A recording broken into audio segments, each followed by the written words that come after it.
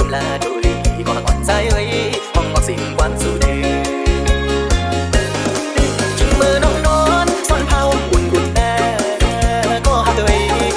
สู้สู้เลยเอาไปเลยขึ้นคอยกันในย้อนคอยกันไว้ได้เธอเขากันเลยบอกมันก็หักใจนะ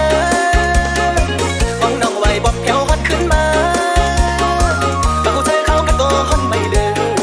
ห้องไม่จบเยอะ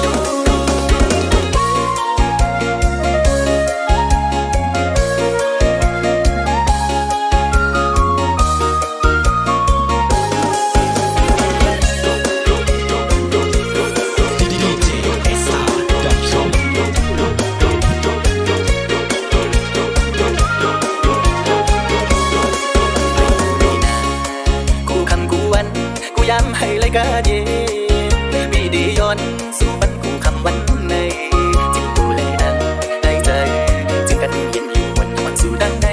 ตั้งเก่าเสียงสู่บ้านโอ้ยวันเอ้ยเมื่อก่อนเอ้ยใจรักมันก็หักใจนะพักเสียงความดังหักอ่อนก่อนสู้ถือบอกรักเนบันดังก็อินดื้อแต่โอ้ใจอ่อนไหนหักนางไว้โดนเธอใจใจ